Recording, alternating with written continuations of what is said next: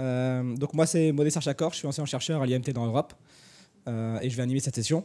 Donc pour la première intervention, sans perdre de temps, on aura Benjamin Potelon et Christian Persson. Donc en présentiel, ce sera Benjamin Potelon qui va présenter pour l'IMT Atlantique, donc enseignant chercheur. Je vous laisse la parole.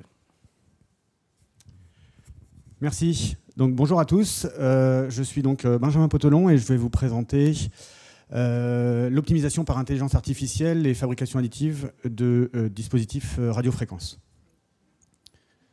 Je sais pas. Voilà.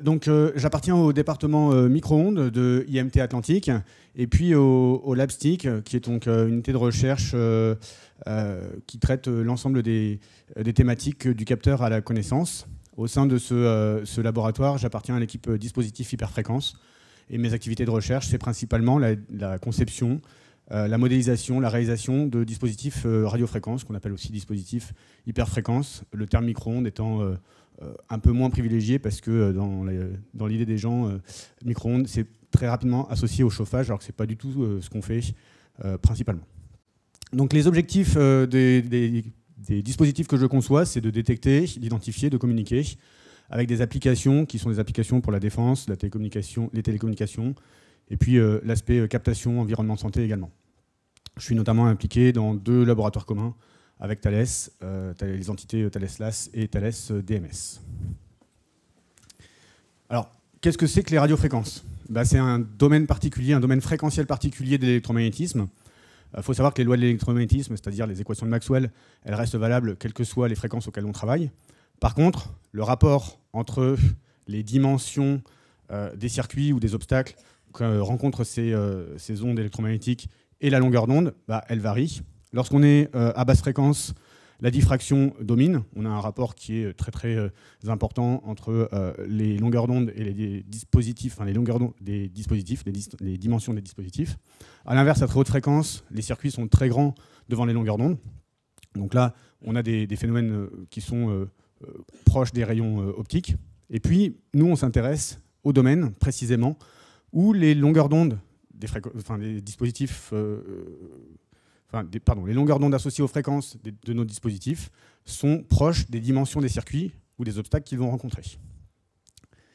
Dans ce domaine fréquentiel, on a du coup des fortes interactions entre les ondes et la matière, à la fois les propriétés de la matière, propriétés des matériaux, conducteurs, diélectriques, mais aussi les formes des dispositifs. Ça veut dire que les circuits, ils vont avoir certaines formes, et les formes des circuits vont être très importantes. On utilise différents types de modes de propagation auxquels sont associées des technologies différentes, des technologies de réalisation des circuits qui sont différentes. On a d'une part les modes de propagation planaires, donc typiquement c'est associé à des circuits imprimés, ce qu'on appelle des technologies plaquées que l'on voit ici. Alors ces modes ils sont intéressants parce qu'ils permettent une très forte intégration, c'est en général compact et léger. Par contre les performances électriques sont en général assez faibles.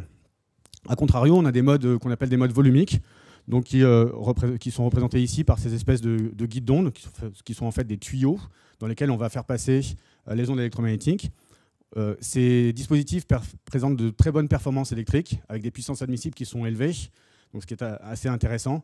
Par contre, l'intégration, la compacité, le poids, et on aurait pu rajouter les technologies de fabrication et de réalisation sont beaucoup plus complexes. Pardon. Donc sur les activités de recherche qui sont menées, on travaille sur les topologies et les fonctionnalités des composants, sur les méthodes et les outils de conception, et puis également sur les procédés technologiques, avec, pour les circuits planaires et multicouches, on va travailler sur tout ce qui est circuits imprimés, les circuits sur céramique, LTCC, etc.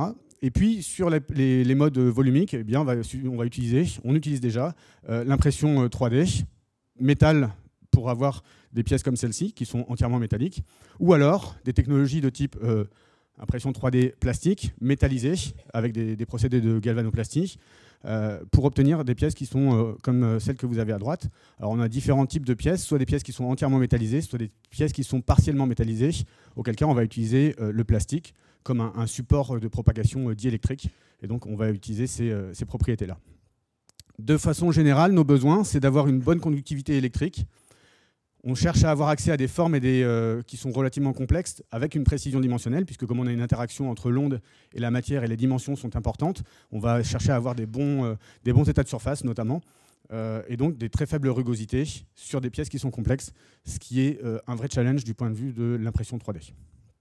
On travaille sur ces thématiques avec des partenaires industriels. Alors, l'utilisation de ces nouveaux procédés technologiques, elle a amené des nouvelles contraintes.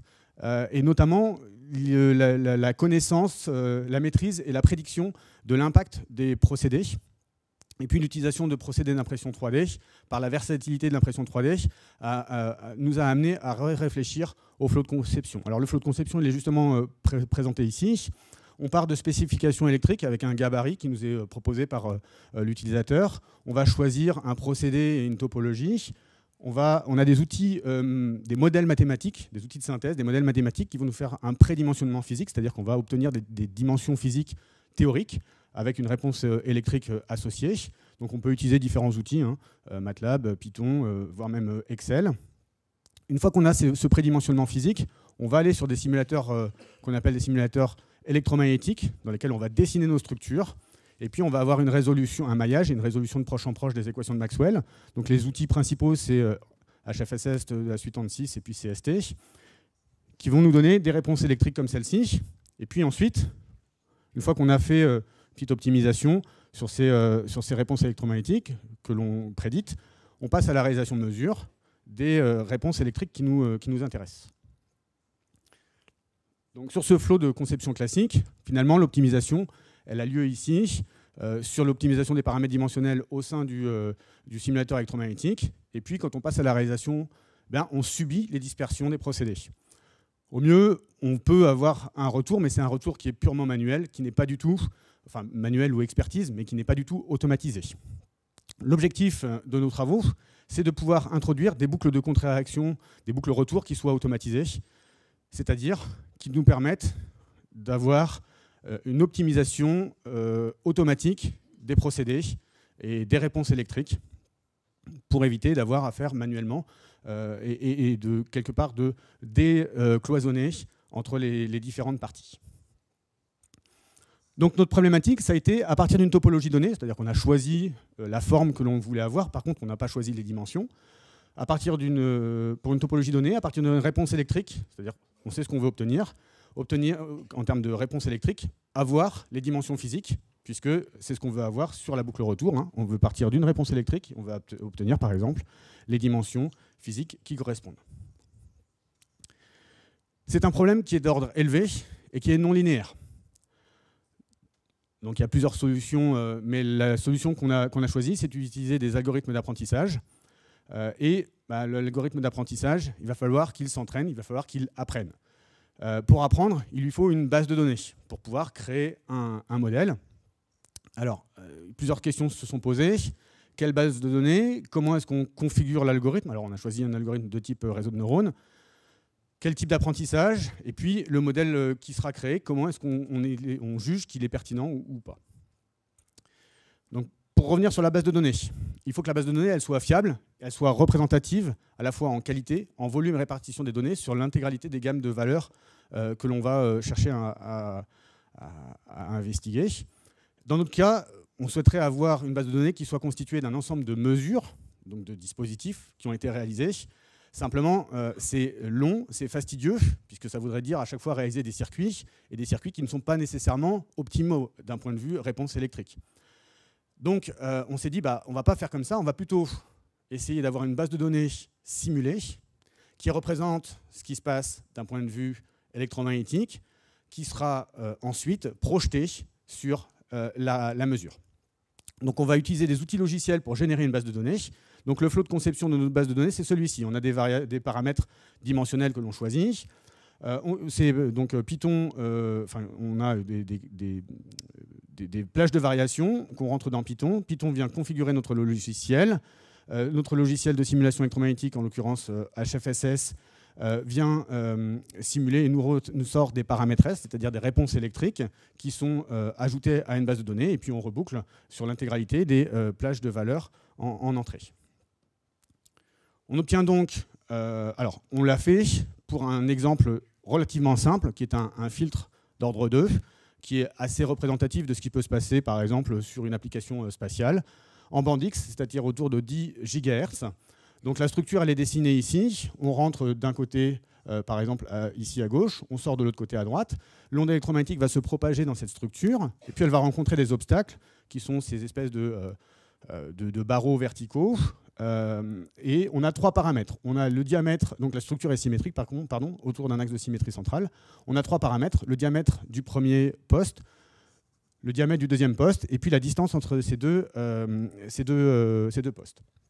Un exemple de réponse électrique est présenté ici. Alors, on a deux types de courbes. On a les courbes en transmission, c'est-à-dire ce qui se passe lorsque l'onde se propage et ressort de l'autre côté de la structure. Et puis, on a des courbes en réflexion, c'est-à-dire ce qui se passe sur l'onde qui est réfléchie à l'entrée, enfin tout ce qui ne passe pas à travers la structure est réfléchi et revient vers l'entrée.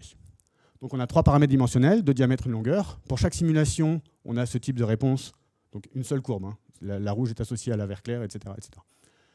Pour chaque simulation, on a 2001 points fréquentiels avec 2 paramètres, un paramètre de transmission, un paramètre de réflexion.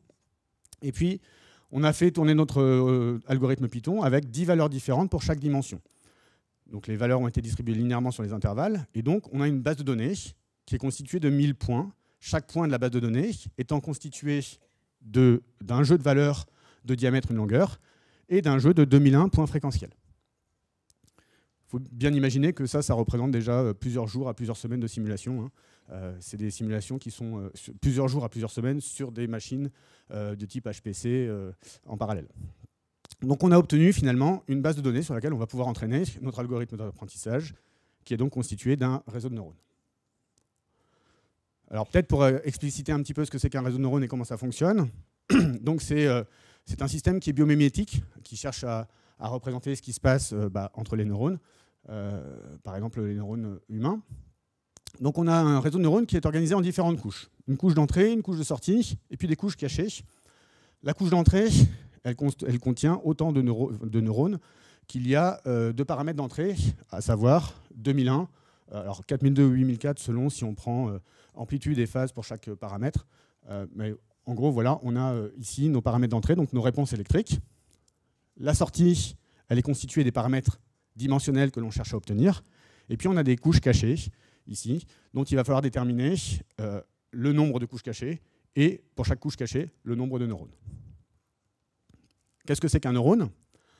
Un neurone, c'est représenté comme ceci. Alors on appelle ça aussi percepton. Un neurone, en fait, il opère une somme pondérée de toutes ses entrées en ajoutant un bias pour avoir une transformation affine. Il obtient donc une somme. Cette somme, elle passe par une fonction d'activation. Donc il existe différentes fonctions d'activation que vous voyez ici, qui permet d'introduire une non-linéarité dans le réseau. Et puis la sortie du neurone, ça va constituer l'entrée des neurones qui sont sur la couche suivante. Donc voilà notre réseau de neurones. Maintenant, il va falloir faire apprendre notre réseau de neurones. Il va falloir qu'il apprenne par rapport à notre problème. Donc l'objectif, c'est de faire converger un réseau de neurones qui est générique vers le problème spécifique qui est le nôtre. Alors, quand je dis qu'il est générique, ce n'est pas tout à fait générique, puisqu'on a choisi le nombre de couches cachées et les fonctions d'activation. Donc on va faire apprendre notre réseau de neurones. Donc ça va être un système de nouveau qui va boucler, dans lequel on va faire passer toutes les données d'entrée dans le réseau. On va calculer les paramètres du réseau, on calcule une fonction de coût, on corrige les poids de nos neurones, on reboucle jusqu'à obtenir quelque chose qui est proche de ce qu'on avait, pour avoir quelque chose qui est proche entre la sortie prédite et la sortie attendue. Donc le réseau va converger vers un modèle descriptif du comportement de notre base de données, mais le problème, c'est qu'il y a un risque de surspécialisation du réseau. C'est-à-dire que là, notre réseau va apprendre, mais nous, on veut qu'il ait ce type de réponse et pas ce type de réponse.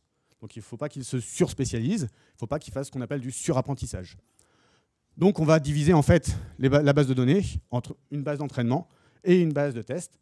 La base de test n'étant pas utilisée pour faire la voie-retour. Et on voit que quand les deux convergent, ça va bien, mais quand on commence à avoir divergence, ça veut dire que notre réseau commence à surapprendre par rapport à notre problème.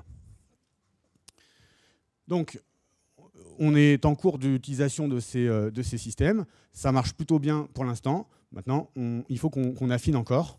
En résumé, l'apprentissage automatique, c'est une technique qui est intéressante pour les problèmes complexes, les problèmes multiparamètres et les problèmes non linéaires, qui nécessitent seulement un volume de données important, avec notamment tous les temps de simulation, l'échantillonnage, tous les problèmes associés qui sont sous-jacents, qui nécessitent néanmoins une expertise poussée, c'est-à-dire que là, nous, on veut faire de l'apprentissage, mais tout en ayant quand même une connaissance a priori, une connaissance phénoménologique et physique des comportements qui sont mis en jeu. Donc ce n'est pas simplement faire apprendre sur des données qui ne sont pas porteuses de sens, c'est-à-dire qu'on a quand même des données qui sont associées à une connaissance, une expertise de notre côté. Donc ça nécessite une expertise poussée dans le dimensionnement, nombre de couches, nombre de neurones par couche, fonction d'activation, dans l'entraînement, dans la forme des données, est-ce qu'on préconditionne, est-ce qu'on sélectionne des données en amont ou pas, et qui pose également plein de questions. C'est-à-dire que là, pour l'instant, nous, ce qui fonctionne bien, c'est sur des simulations, mais après, il va falloir projeter notre modèle sur des choses qui sont simulées vers des choses qui seront mesurées. Il y a la question également de l'entraînement sur des faibles de volume de données, c'est ce qu'on appelle l'IA frugale. Et puis, ça peut être particulièrement pertinent dans le cadre de la fabrication additive parce qu'on a versatilité des procédés et notamment la capacité à produire à la demande, peut-être pour compléter des bases de données sur certains points particuliers. Voilà, alors sur le volet fabrication additive, ce sont des technologies qui sont pour nos domaines des technologies de rupture, mais qui sont néanmoins très prometteuses et qui sont déjà utilisées, qui ne répondront pas elles toutes seules, dans nos domaines en tout cas. Et donc il faut avoir une complétude des approches, avec pour nous un volet hybridation qui est important. Et on a des techniques qui sont intéressantes et complémentaires, avec le plastique métallisé qui est intéressant parce qu'on a coût et possibilité d'avoir accès à un diélectrique, si on a la métallisation sélective. Donc on a une hybridation intrinsèque. Par contre, l'impression direct métal est intéressante pour les aspects thermiques, puissance admissible, accès à des formes particulières, mais on aimerait bien qu'elle puisse être hybridée avec d'autres matériaux, et notamment des matériaux qui sont diélectriques, par exemple des céramiques. Et puis, on cherche également à faire il y a des travaux sur l'impression de matériaux ayant des propriétés fonctionnelles particulières ou des impressions multimatériaux, notamment des matériaux qui sont non réciproques ou des choses comme ça. Voilà, je vous remercie pour votre attention et suis disponible pour répondre à vos questions.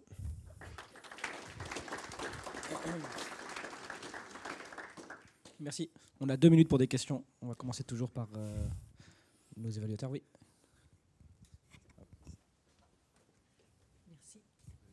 Merci pour cette présentation très intéressante. Donc, si je comprends bien, vous allez devoir développer une base de données pour chaque géométrie de composés. Est-ce que c'est votre alors justement, toute la difficulté, c'est où on place le curseur entre la généricité des outils qui sont développés et des bases de données, et puis la spécificité pour répondre au mieux. Donc, a priori, oui. L'objectif, donc a priori, oui, on aura besoin de développer des bases de données dédiées à chaque topologie. Néanmoins, ce qu'on espère avoir à terme, c'est que lorsqu'on aura entraîné plusieurs réseaux de neurones sur des topologies qui sont différentes, c'est pouvoir sortir des méta-règles qui nous permettent finalement, avec quelques points, sans avoir à resimuler toute une base, pouvoir reprojeter les bases de données et donc les modèles associés, les modèles d'apprentissage associés rapidement sur un problème ou sur un autre. D'accord, merci. Oui, d'autres questions? On a 1 minute.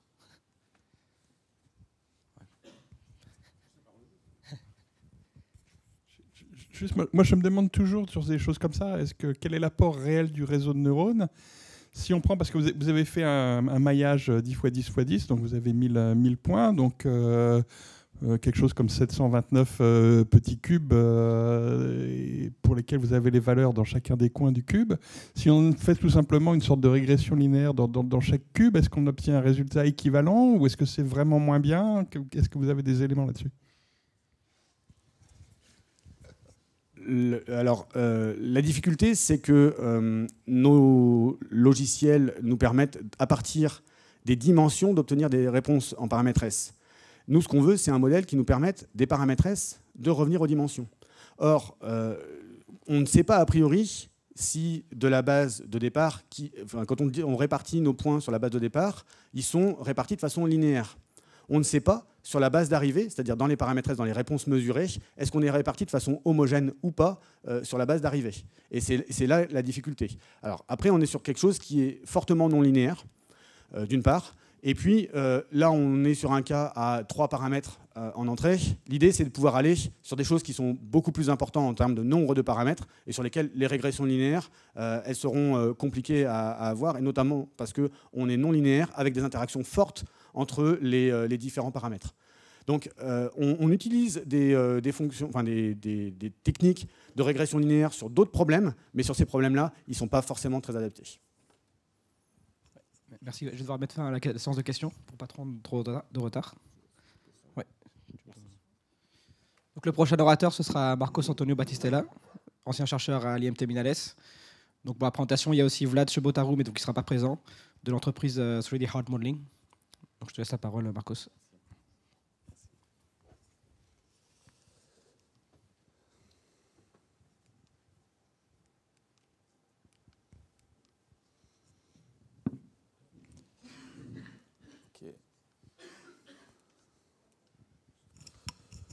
Bonjour à tous, donc, je suis Marcos Batistella, ancien chercheur à l'école de Mindales, et je travaille depuis un certain temps dans la thématique de fabrication additive, notamment avec Vlad Chebotaru, qui est chirurgien cardiaque à l'hôpital de Nîmes, et qui lui souhaite développer des modèles de cœur pour que les chirurgiens puissent s'entraîner avant les chirurgies.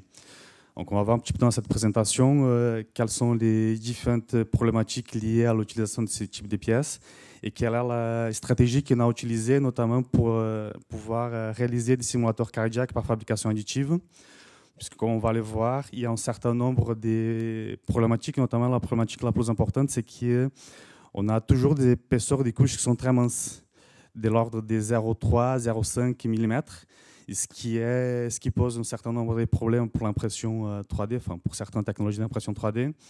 Et au-delà d'avoir ces parois qui sont assez minces, il y a certaines propriétés que ces matériaux qu'on va utiliser doivent respecter, notamment ils doivent être transparents pour l'échographie et pour les rayons X pour que ces modèles puissent être utilisés, par exemple, par des étudiants pour qu'ils puissent se familiariser avec les différentes pathologies des différents corps des personnes. Donc, je vais présenter la partie un peu plus médicale qui devait être présentée justement par Vlad Chebotaru et qui finalement n'a pas pu être présent aujourd'hui. Bon, je ne vais pas vous dire beaucoup de nouveautés ici, mais on sait tous que le médical est un des domaines d'application de la fabrication additive. On peut parler d'SLS, mais pas que. Et notamment la société nîmoise, donc 3D Earth Modeling, qui développe depuis aujourd'hui 7-8 ans des modèles de cœur ou des simulateurs de cœur afin de préparer les différentes opérations. Donc, dans le cadre des différentes interactions que nous avons avec la société 3D Earth Modeling, l'objectif c'était surtout d'évaluer différents modèles avec différentes technologies et voir quelle méthodologie pourrait être la plus intéressante ou quel type de polymère pourrait être le plus intéressante. Et on va voir par la suite que finalement, il ne s'agit pas uniquement du procédé et du polymère, mais c'est surtout comment est-ce qu'on va gérer tous les paramètres d'impression à la fois classique, mais pas que, pour arriver à un modèle homogène.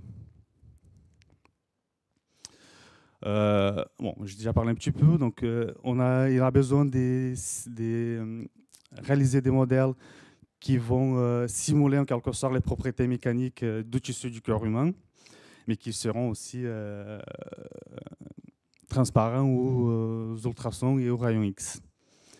Au-delà de ça, le projet de Vlad, c'est de réaliser des bancs d'essai. Donc, c'est-à-dire, on va immerger ces modèles de cœur dans un banc et on va faire passer un fluide à l'intérieur qui va simuler le sang humain. Et ensuite, on va faire des mesures d'échographie ou autre type de mesures qui vont pouvoir simuler qu'est-ce qui se passe dans le cœur humain. Et ça, c'est surtout pour les buts pédagogiques, pour que les futurs chirurgiens puissent s'entraîner avec les différentes pathologies des différents types de patients. Et qui va aussi aider la chaîne de décision et du planning procédural, du workflow des chirurgies. Bon, ici, vous avez un petit modèle. Je ne connais pas du tout, ou pas exactement, quelles sont toutes ces différentes lettres qui sont présentées ici. Mais voilà, les buts les plus importants, c'est de vous montrer déjà, de vous montrer quelques particularités de ce type de modèle qui sont complexes, et notamment certaines parties qui peuvent poser un certain nombre de problématiques quand on va les imprimer, et qui peuvent également poser des problématiques, notamment sur la partie modélisation du modèle de cœur.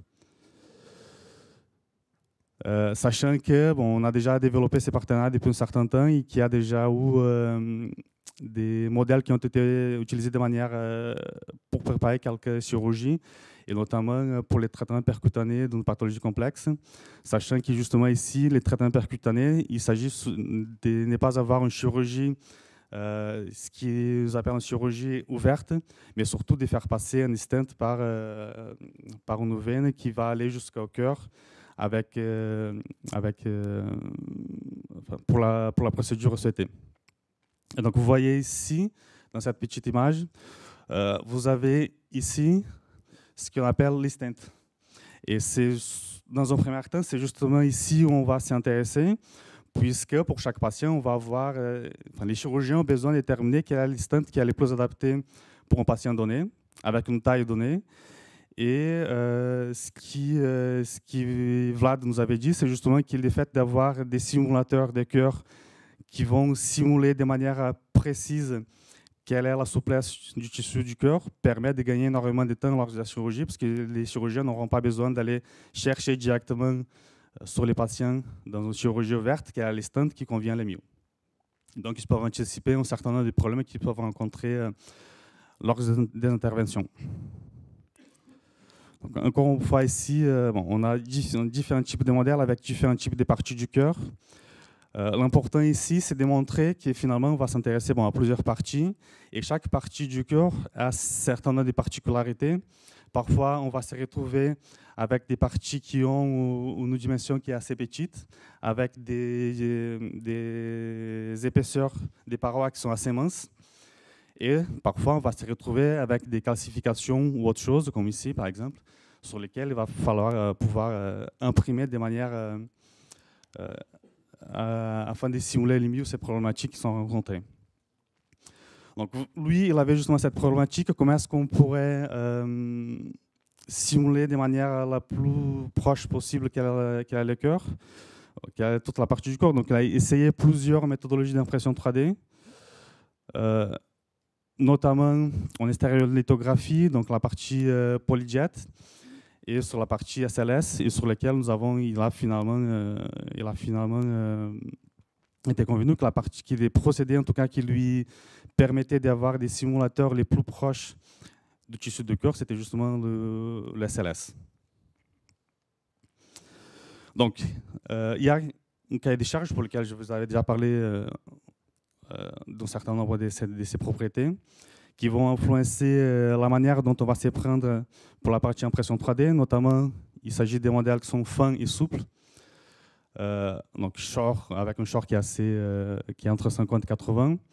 Mais il y a certaines propriétés, normalement la résolution spatiale des détails. Il faut savoir qu'il y aura des parois qui vont faire parfois 0,3 ou 0,4 mm pour certaines parties du cœur. Donc, il faut qu'il y ait certaines propriétés d'imagerie. La prochaine étape du projet, c'est justement pouvoir immerger ces modèles dans des systèmes de flux. Donc, il y a un bac. Il s'agit tout simplement d'un bac sur lequel on va immerger ces cœurs dans ces bacs et on va faire passer un fluide avec des pompes qui vont simuler justement les flux du sang. Et donc, il faut que ces modèles soient étanches. Ce que vous voyez, c'est une des problématiques les plus importantes, surtout quand on va imprimer des pièces qui sont avec une paroi assez fine, comme on souhaite réaliser dans le cadre de cette étude. Il faut qu'il y ait bien sûr une fixation stable sur les modèles du bench test et une position anatomique. Donc il y a tout un cahier des charges pour une partie qui ces modèles doivent respecter. Donc, on a commencé à faire des essais classiques, on va dire. Donc, juste pour vous montrer, donc, on avait commencé à faire un certain nombre d'essais avec des polymères qui existent déjà pour la fabrication additive, en SLS. dont les polyuréthane thermoplastique qui est le plus intéressant pour les cas de son application. Et ce que je voulais montrer ici, c'est quelque chose qui est une des problématiques principales aujourd'hui, c'est justement l'orientation d'impression. Donc en fonction de l'orientation que va imprimer une certaine pièce, on peut très bien se retrouver avec des parties qui vont avoir une densification qui est correcte, et une partie qui va avoir des porosités qui sont très importantes. Et donc on va avoir un modèle de cœur qui, lui, il ne sera pas homogène, puisqu'il y aura une partie du modèle qui, lui, sera densifiée, avec une souplesse liée, et une partie qui sera moins densifiée, donc avec une porosité plus importante, qui, du coup, va avoir des propriétés en termes de souplesse qui sera différentes. Donc, juste pour un petit rappel, je pense qu'on est tous plus ou moins familiers avec ça ici, mais juste pour vous montrer un petit peu la structure des couches en SLS, donc ça c'est une couche d'une pièce sur laquelle on va identifier plusieurs parties, et notamment on va identifier en rouge ici le contour extérieur de la pièce, en bleu ce qu'on va appeler les contours, donc là c'est là où le laser va passer, donc il y aura le laser à ce niveau, donc la partie verte qui est le remplissage ou un fil. Bon, ça, c'est pour les pièces classiques, sauf que quand on a des pièces qui sont assez minces, et notamment au niveau de certaines modélisations numériques, on aura une structure qui sera complètement différente.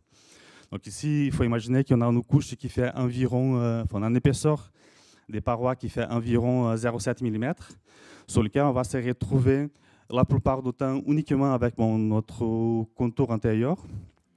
Et sur certaines parties, on aura justement une partie de remplissage qui va changer la souplesse du modèle. Donc nous avons, dans un premier temps, tout simplement essayé d'imprimer un modèle complexe, comme ce que je vous avais montré, avec différents paramètres d'impression. Et ce qu'on voit ici, justement, en fonction de l'orientation de la pièce, on va se retrouver, les cas les plus souvent, à des échecs d'impression. Puisque les échecs d'impression, finalement, ce sont les parties où justement on aura des parties qui sont avec une porosité très importante et qui ne seront pas résistantes au passage à chaque couche. Donc, on a commencé à travailler justement pour les pièces qui sont assez minces, donc à mettre en place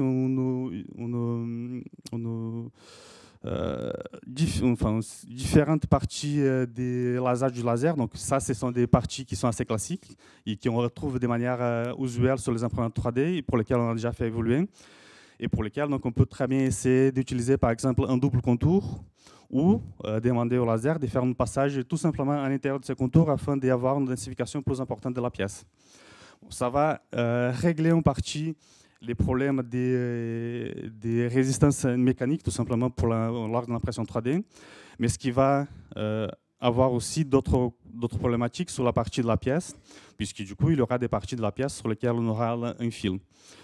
Aujourd'hui, on a déjà avancé sur cette partie sur laquelle on a, sur nos pièces données, on a utilisé d'autres stratégies des lasages sur lesquels on ne va pas utiliser forcément ces types de structures qui sont montrées ici, mais on va utiliser par exemple des lasages ou nid d'abeilles sur une partie de la pièce et sur d'autres parties de la pièce, on va utiliser des lasages comme vous voyez ici, ce qui va permettre d'avoir une homogénéité beaucoup plus importante au niveau de souplesse de la pièce complète. Ce qui nous a permis donc de réaliser... avant de passer à la pièce, donc, quand on va imprimer des pièces qui ont une épaisseur qui est assez fine, donc en lien avec les diapos précédentes, on va se retrouver avec des propriétés mécaniques qui seront bien sûr en fonction de l'orientation. Et quand on va imprimer notamment les éprouvettes dans une position, ici ce sont les éprouvettes, mais il faut imaginer qu'ici on a notre modèle de cœur, et quand on aura cette direction, on aura une résistance mécanique qui sera beaucoup moins importante et qui va poser des soucis pour l'utilisation de ce type de modèle. Donc, en jouant justement sur certains des paramètres, dont certains je vous ai montré ici, et en jouant notamment sur la structure, sur la façon dont on va réaliser les couches de manière différente, on a réussi à imprimer des pièces un peu plus complexes jusqu'à 0,3 mm. Comme vous voyez ici, des parties du cœur qui sont assez fines, avec une hétérogénéité beaucoup plus importante au niveau de souplesse de la pièce. Donc, je parle beaucoup de souplesse. Aujourd'hui, la souplesse, elle est toujours de manière toujours très qualitative. C'est-à-dire, c'est le chirurgien qui, lui, a le savoir-faire de savoir quelle est la souplesse qu'il souhaite. Et donc, c'est lui qui nous guide un petit peu sur les choix des différents types de paramètres qu'on va utiliser afin d'obtenir ce type de pièces. Donc, juste pour finir, il faut imaginer qu'ici, c'est une pièce complexe sur laquelle, à l'intérieur, il peut y avoir des espèces d'ailettes. Et donc, ces ailettes vont également jouer un rôle important, et ce qui va surtout limiter l'orientation qu'on pourra utiliser pour imprimer la pièce. Puisque pour certaines pièces, on peut très bien se dire, cette pièce ici, par exemple, on va l'imprimer dans une orientation telle que la partie qui sont la plus importante, qui est celle-ci, on aura toujours que la partie la plus mince et qui va donc nous donner la partie, la souplesse la plus intéressante pour l'application. Donc pour finir, ce qu'on a développé ensemble avec Vlad Chibutaro, donc c'est une partie, il y a grosso modo trois parties. Donc il y a d'abord une étude 3D anatomique sur laquelle Vlad a développé toute une technologie qu'il a mis en place pour la modélisation des différents types de cœurs. Ensuite, il va passer sur la partie simulation 3D sur écran. Et finalement, ce qu'on va essayer d'optimiser pour ces différents modèles en fonction des différentes stratégies de réalisation des pièces, à la fois sur la partie structure de l'enfil et ensuite à la fois sur les paramètres classiques tels que la puissance du laser, la vitesse de balayage. On va réussir à imprimer un modèle homogène et complexe qui va lui servir justement pour la partie préparation de chirurgie. Et donc maintenant, on est en train d'aller un peu plus loin afin de pouvoir limiter la porosité des pièces pour qu'ils puissent faire passer un liquide à l'intérieur de ces pièces et simuler les cœurs dans des situations réelles dans un banc d'essai. Voilà, merci pour votre attention.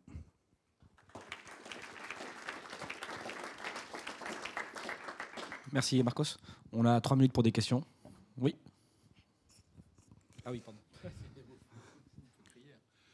Moi j'avais une question, c'était sur la partie simulation numérique de l'impression. C'est pas très clair. Simulation numérique de l'impression, simulation numérique de du comportement du cœur tel que vous le prévoyez. Ouais. Et comment vous faites le lien entre tout ça? Parce que c'est pas encore très clair. Parce que j'imagine que ça doit pas être facile de simuler. Enfin, par expérience, je sais que c'est pas facile de simuler la fabrication. Ouais.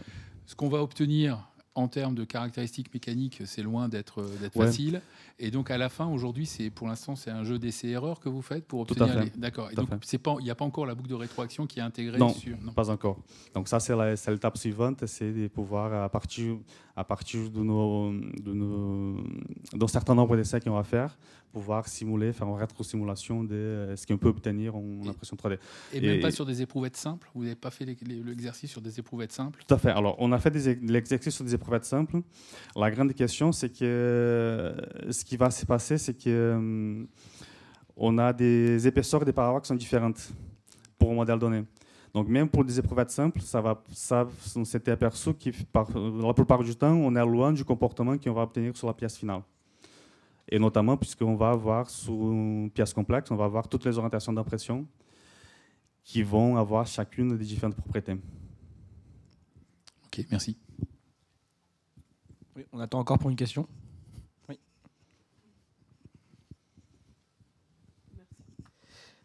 J'ai une question par rapport aux matériaux que vous utilisez dans l'impression. Est-ce qu'il y en a plusieurs? Est-ce qu'il y a une voie d'étude vers l'impression de matériaux biologiques?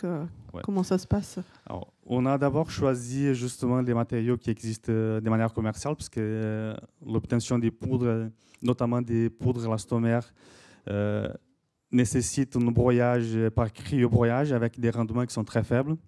Donc on a commencé avec ça. Et ensuite, on a basculé sur des polymères qui sont plus souples. Sauf que l'impression des polymères qui sont plus souples, notamment des élastomères, en SLS, n'est pas très évidente. Et on obtient toujours des propriétés en termes de porosité, avec une porosité qui est très élevée. Puisqu'on ne peut pas obtenir une densification complète comme on a avec ces TPU dont on a utilisé, avec ces polyuréthanes qu'on a utilisés. Le polyuréthane, lui, il est biocompatible.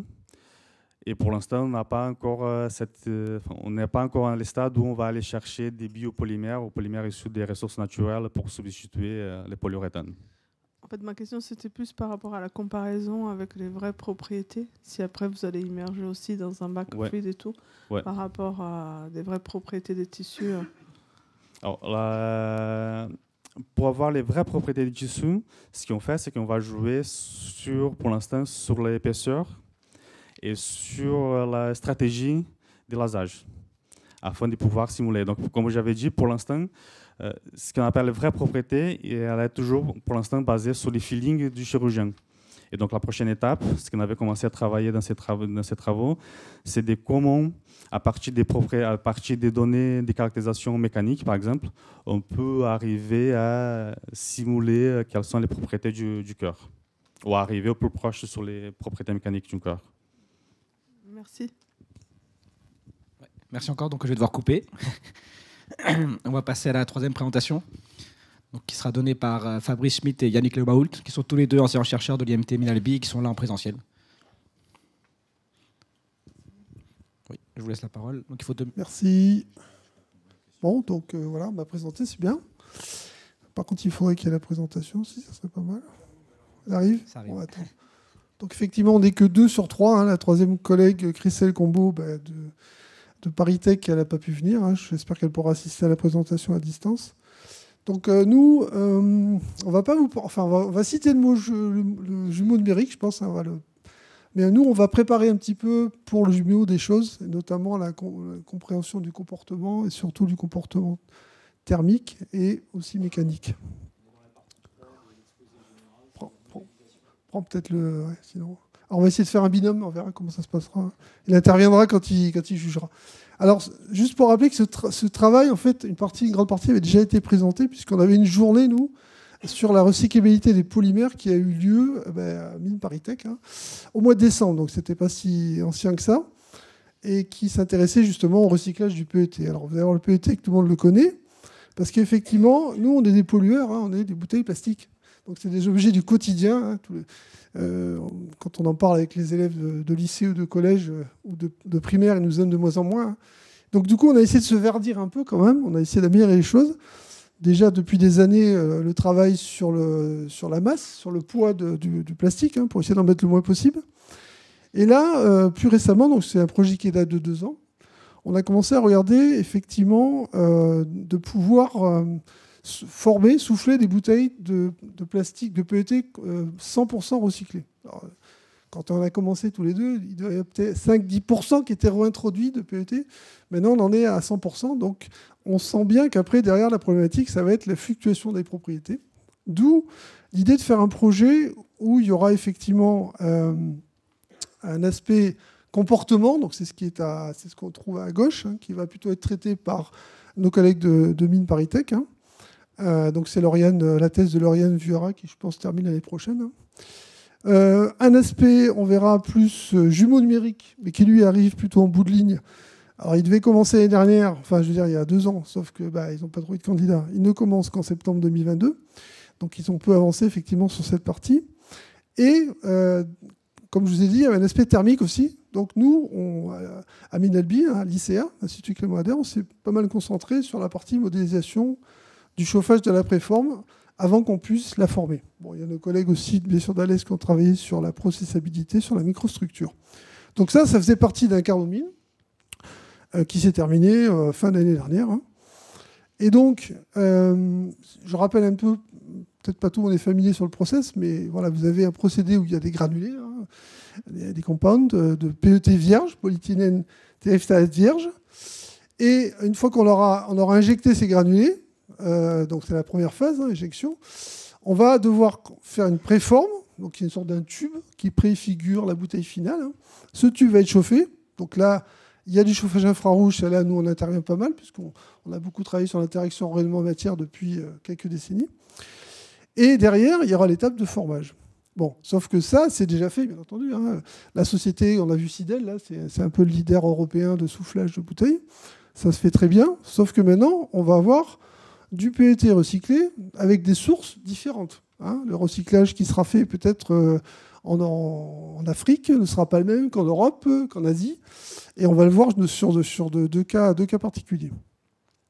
Donc, effectivement, on aura une diversité des gisements. On aura effectivement des multiples cycles de recyclage. Alors, on parle d'aller jusqu'à 7 fois, de réintroduire du PET.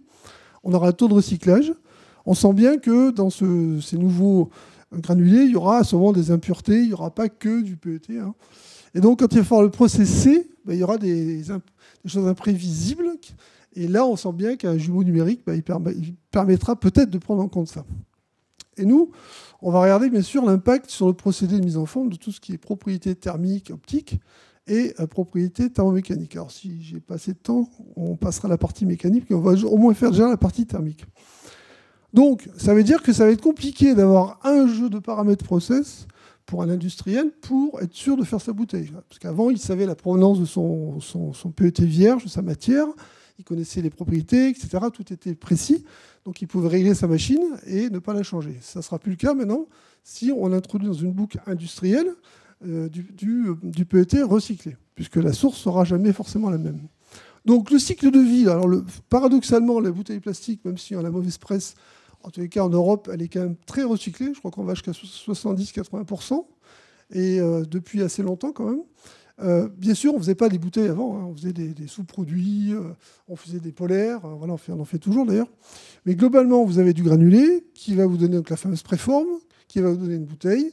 Pour cette bouteille, on va essayer de lui procurer les bonnes propriétés, barrières, mécaniques. Et à la fin, qu'est-ce qu'on fait de ces bouteilles? Jusqu'à maintenant, on les stocke dans les caisses jaunes et puis on essaie de refaire quelque chose d'autre avec. Or, là, maintenant, l'idée, c'est de réintroduire ces bouteilles plastiques qu'on a jeté, de les réintroduire dans la boucle pour les recycler. Donc il y a toujours cette notion de collecte, de tri, de lavage, bon ça continue, mais après de refaire, soit en mettant une partie, donc on verra qu'on a travaillé sur du 50% ou du 100%, ou clairement faire du 100% de nouveau de PET pour faire des préformes, et pour recommencer à faire des bouteilles.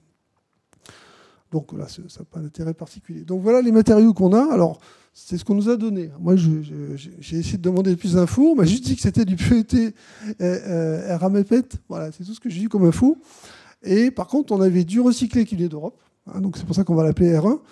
On a du PET vierge de base, et puis du recyclé qui vient d'Afrique du Nord, pour être large. Je crois que c'était d'Égypte, en fait. Bref. Alors, vous voyez qu'après, on va travailler sur du Sidel. Donc la société, elle nous a injecté différentes préformes, avec des pourcentages de 100 à 50%. Et de ça, on peut faire des petites plaques sur lesquelles on pourra faire des mesures microstructurales, mécaniques, etc. Alors nous, sur quoi on travaille essentiellement quand même à l'ABI, et là Yannick ne pourra pas dire le contraire, c'est l'aspect optique.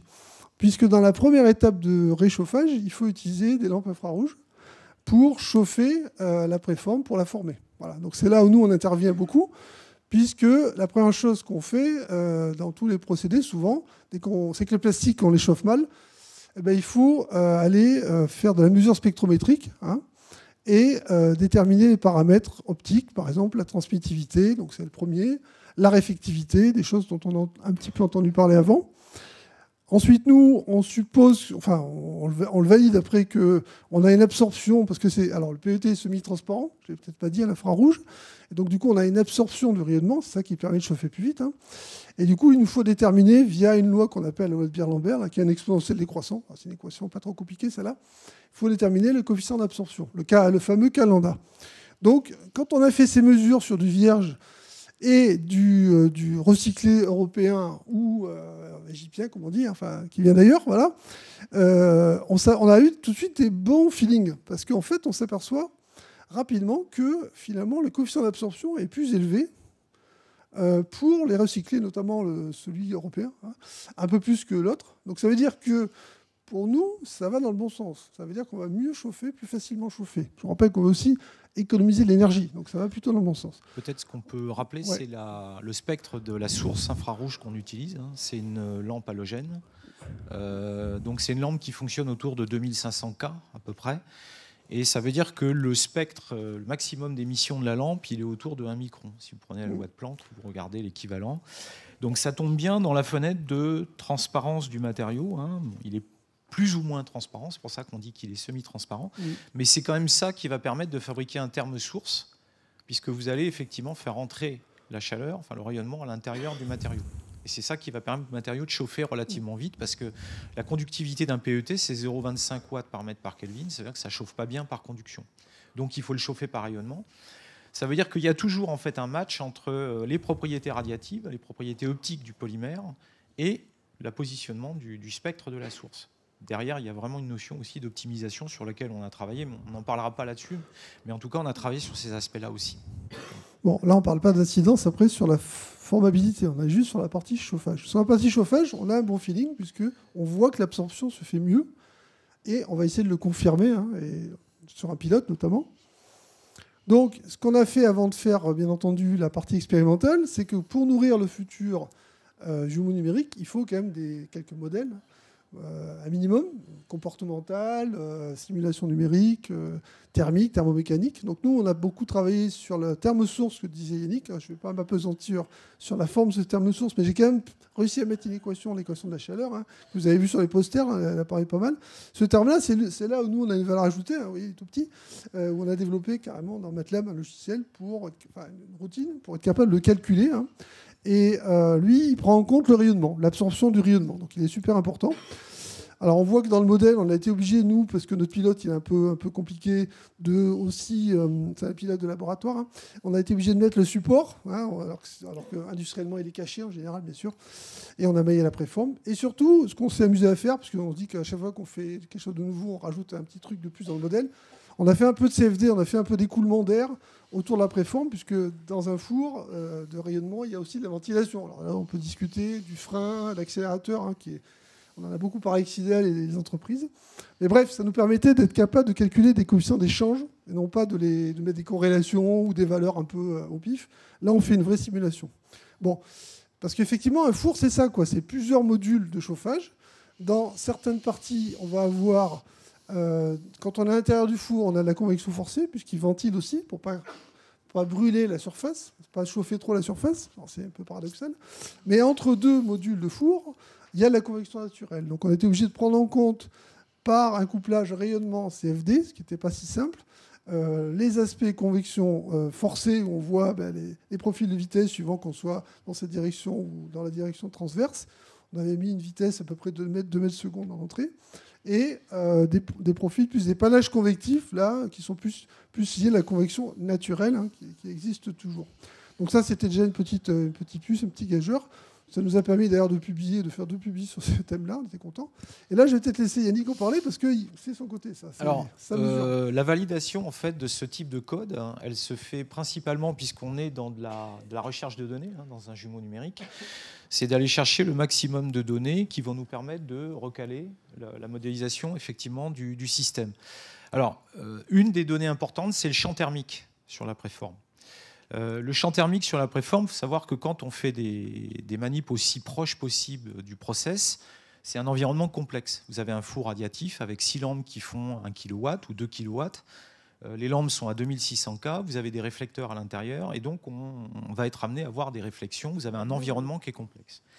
Donc la mesure se fait par thermographie infrarouge, donc on utilise une caméra, et évidemment quand on utilise une caméra, il faut bien avoir en tête que la caméra, ce n'est pas un système presse-bouton. Ça veut dire que vous devez maîtriser votre instrument de mesure, vous devez maîtriser la fonction de transfert de votre instrument de mesure. Alors, ça veut dire quoi? Ça veut dire la résolution spatiale de la caméra, ça veut dire l'étalonnage de la caméra, ça veut dire le choix de la bonne longueur d'onde. On a vu qu'avec des spectres, que le PET, c'est un matériau semi-transparent. Alors, on ne rentre pas dans les détails, mais on a mené pas mal d'analyses sur les spectres des matériaux, pour en déduire ce qu'on appelle des libres parcours de photons, en fait, qui correspondent en fait à une épaisseur caractéristique d'où vient le rayonnement.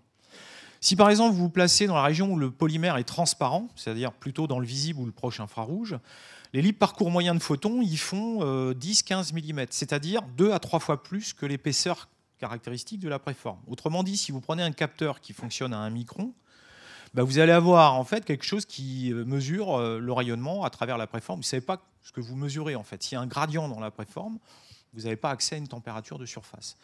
Par contre, si vous choisissez un capteur qui est dans la bande 8-12 microns, c'est-à-dire dans le MIR ou moyenne infrarouge, là on peut montrer que l'épaisseur ou le libre parcours moyen de photons, il est de l'ordre de quelques dizaines de microns comparé à une préforme qui fait 3000 microns d'épaisseur, vous avez bien à ce moment-là quelque chose qui correspond à une vraie mesure de température de surface. Et ça permet de valider le fait que quand vous faites une carto avec une caméra infrarouge dans un four, moyennant les précautions que vous avez au niveau de la prise de vue, pour éviter de voir les lampes, éviter d'avoir le maximum de réflexion, vous êtes sûr que vous mesurez une température de surface. Et c'est bien ça qui va intéresser les gens quand on fait du recalage de code. Parce que c'est ce champ thermique de surface qui va vous intéresser. Alors, pas rentrer dans le détail, on a fait des mesures avec des préformes coupées, on a mesuré à l'intérieur, enfin, il y a plein de travaux qui ont été faits là-dessus. Mais en tout cas, pour vous donner un petit peu l'aperçu de ce que c'est qu'une mesure infrarouge dans un four, et c'est relativement compliqué puisque l'environnement est complexe. Donc Yannick vient de vous faire la démonstration que c'est un physicien et que moi je suis un mécanicien. Donc, on peut faire la simulation et on arrive à avoir des résultats qui sont quand même tout à fait corrects. Hein. Et la bonne surprise, c'est qu'on était capable de faire pareil pour le PET 100%, même si on voit qu'il y a des petits écarts sur le refroidissement, mais on sait qu'on a un support qui nous embête un peu, la métallique, parce qu'on a pris en compte la conduction, le rayonnement, mais bon, c'est peut-être pas aussi précis qu'il faudrait. Néanmoins, on n'est pas si mal. Alors, sur le PET vierge, on est parfait. Sur le PET 100%, c'est pas trop mal, mais il y a encore des petits écarts. Mais pour une première simulation, puisqu'on avait que 9 mois pour faire ça, il fallait que le modèle il tourne assez vite. On a quand même des résultats qui sont assez raisonnables. On voit qu'effectivement, il y a un écart entre la température à la fin du chauffage et après un instant de refroidissement. C'est cette température-là qui va être soufflée. Hein. Et on voit aussi qu'il y a quand même une grande partie où c'est uniforme, mais il y a quand même des différences sur la hauteur de la préforme. Parce que là, on est au bas, au col de la préforme, hein, et on voit qu'il y a une répartition, à avoir une bonne répartition pour souffler. Alors, juste pour vous montrer qu'on a travaillé sur les différents grades, alors on ne va pas aller sur tous les résultats, mais globalement, on voit clairement que le PET européen, ouais, youpi, enfin, à mon avis, c'est un coup de chance, hein, on a une structure, microstructure, qui fait qu'elle absorbe beaucoup mieux, puisqu'on voit qu'on est toujours au-dessus du PET, enfin du recyclé, on va dire, égyptien, et du vierge. Donc ça, effectivement, en théorie, pour un industriel, c'est plutôt positif. Alors après, il y a la faisabilité par rapport au produit qu'on va mettre dedans, mais si il doit chauffer avec les mêmes conditions qu'il chauffe habituellement, il va chauffer plus vite. Il va être plus efficace, donc ça coûtera moins cher énergétiquement, et il sera capable de le faire assez vite sur ses machines. Et après, on voit qu'on peut aussi aller voir dans l'épaisseur, ce que disait Yannick, c'est que quand on finit de chauffer, on voit qu'on a des gradients dans l'épaisseur, bien sûr, puisqu'on est en rayonnement. C'est pas absorbé partout pareil dans l'épaisseur. Mais après chauffage, on attend un certain temps et on voit que on inverse ces températures. Ça, c'est un phénomène que les gens, Sidel notamment, les gens de l'industrie connaissent très bien. Finalement, la température est plus chaude sur la face qui voit les lampes. Et après refroidissement, c'est l'inverse. Il y a une température qui s'inverse. Et ça, c'est utile pour le procédé. Bon. Et après, dans ce qu'on peut en tirer, basiquement, macroscopiquement, c'est effectivement le PET, dans notre cas, la source qu'on nous a donnée européenne, elle est mieux chauffée que tous les autres, et notamment que le PET vierge. Donc ça, c'était un premier résultat auquel on ne s'attendait pas forcément. Et on s'est amusé à le confirmer. Je ne sais pas s'il me reste du temps, parce que je suis bavard, hein, donc n'hésite pas. 5 minutes, combien ? D'accord, alors je vais juste montrer 2-3 résultats, on n'ira pas jusqu'au bout. Parce que la thèse de Lauriane Viora est encore en cours, hein, et donc Christelle la fera soutenir, je pense, d'ici 1 an et demi. Mais on voit qu'eux aussi avaient un pilote. Et eux, par contre, dans leur pilote, ils avaient une canne d'étirage pour former une bouteille. Bon. Et ils se sont amusés aussi à faire pareil, à voir s'ils arrivaient à chauffer et à former. Donc ils ont pris du PET vierge, 50%, 100%, je pense qu'ils ont pris que la source européenne, et ils se sont amusés à augmenter la puissance globale de leur système de 30 à 80%, donc à chauffer de plus en plus. Et donc on voit que sur toutes les photos, à chaque fois, le PET recyclé se gonfle beaucoup plus facilement, hein, jusqu'à exploser d'ailleurs, hein, donc là c'est pas bon bien sûr, mais ça veut dire qu'on a plus de facilité à former, parce qu'on chauffe plus, on forme mieux donc plus facilement le PET recyclé. Donc ça confirme ce que nous on avait déjà vu par des mesures spectrométriques, etc. Et ils ont fait des mesures avec un pyromètre en sortie de four sur le point central de la préforme, et on voit de nouveau qu'effectivement la température du PET recyclé est au-dessus de la température du PET vierge. Donc ça confirme sur un autre pilote. Hein. Donc là, on doit faire une simulation de ce pilote aussi d'ailleurs dans le projet. Je ne sais pas si j'ai le temps pour faire la suite. Bon, après, il y avait plus des considérations mécaniques. C'est plus frustrant sur la partie mécanique parce qu'en fait, les choses sont assez proches. Et par contre, ce qu'on peut dire sur la partie mécanique, pour ça je conclus, c'est qu'il y a des contaminants. Il y a une présence de contaminants qui ne sont pas encore suffisamment identifiés pour dire qu'est-ce qui sont ces contaminants, puisqu'on est d'accord que quand on met des recyclés, il peut y avoir d'autres choses dedans que du PET. Et ces contaminants, ils contribueraient justement à la partie chauffage. Et par contre, au niveau mécanique, ils n'ont pas l'air de trop perturber la formabilité, ce qui irait dans le bon sens. Voilà. Donc à confirmer, mais il y a un gros travail encore à faire maintenant sur la partie microstructurale, qui a commencé mais qui n'est pas terminé. Voilà. Ce qu'on juste veut dire, c'est que les contaminants, en fait, ils agissent à plusieurs niveaux. Il y a la pigmentation de la préforme qui joue sur le chauffage. Et on s'est aperçu, en fait, en faisant des analyses microstructurales sur les préformes recyclées, qu'on a du carbone en fait, à l'intérieur. On a des résidus de carbone qui apparaissent. On ne sait pas encore d'où ils viennent. Mais en tout cas, ces carbones qui sont présents dans la phase effectivement polymère, dans la préforme, c'est des particules qui vont booster en quelque sorte l'absorption. Alors s'ils sont très très concentrés en volume, ça fait effectivement un matériau qui est un peu plus grisâtre et qui va amener effectivement un regain d'absorption, puisque le carbone absorbe plus que le polymère. Et il y en a plus dans le PET européen. Donc on a été plus mauvais.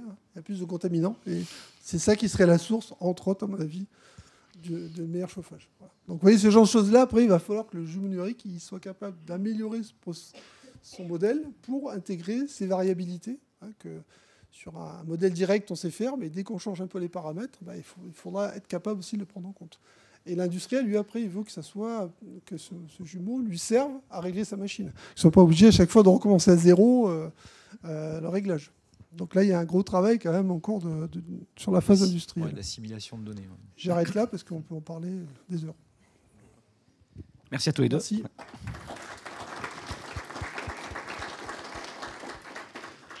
Donc on a 1 minute pour les questions avant la pause déjeuner. Oui. Non. Tout le monde a faim. Ils ont tout compris ou ils ont tous faim. Bon, sinon vous aurez toujours l'occasion de changer. J'en ai une très basique. Mais si ça a marché. C'est bon, ça marche. Sur la caméra thermique, il y a une question de stabilité dans la durée de l'étalonnage. Ouais. En général, sur les caméras qu'on utilise, il y a 2 types de caméras. Il y a des caméras qui sont refroidies, sur lesquelles effectivement le détecteur est stabilisé. Alors on peut mesurer la température du détecteur. Quand on fait de la métrologie poussée, en général, ce qu'on fait, on fait un étalonnage avant, un étalonnage après la mesure. Et ça permet de voir effectivement s'il y a une dérive. Alors dans la pratique, on a vérifié ça. C'est relativement stable parce que effectivement, les caméras, même bolométriques, qui sont des caméras non refroidies, il y a un cycle de compensation interne. C'est-à-dire qu'on shutterise la caméra régulièrement, en fait, et on vient placer en fait devant la caméra un écran. Et pendant ce moment-là, la caméra voit le rayonnement interne qui est lié autour du détecteur. Et il y a en général des corps noirs internes qui permettent de donner un référentiel à la caméra. Ce qui fait que d'un point de vue mesure, effectivement, si on reste dans un mode de fonctionnement classique de la caméra, si on perturbe le boîtier évidemment trop, qu'on met le boîtier dans une étuve et qu'on fait une mesure à 60 degrés, il n'est pas certain que la régulation de la caméra puisse vous donner une absence de dérive. Mais si on se place dans l'hypothèse d'une chaîne de production continue avec un contrôle continu... Si on se place dans une chaîne de production continue, alors on peut effectivement faire le choix d'acheter des caméras qui sont aujourd'hui low cost par rapport aux caméras refroidies, caméras bolométriques, mais dans tous les cas, ce qu'il faut faire, c'est une prévision d'étalonnage. Il faut faire une chaîne de traçabilité parce que si l'environnement thermique de la caméra est différent de celui qui est préconisé pour son fonctionnement usuel, il faut prédire une dérive parce qu'il faut s'assurer que la dérive effectivement compensée par la caméra soit effectivement bien compensée et pas la... Donc ça, c'est tout un travail métrologique qu'il faut faire en amont pour caractériser la caméra. Donc c'est pour ça que je parlais de fonction de transfert tout à l'heure, parce que cette maîtrise à la fois spatiale et étalonnage, c'est-à-dire la thermique de la caméra, elle est importante effectivement vis-à-vis de l'application. Alors en laboratoire, on n'a pas trop ce problème-là parce que les environnements sont relativement stables.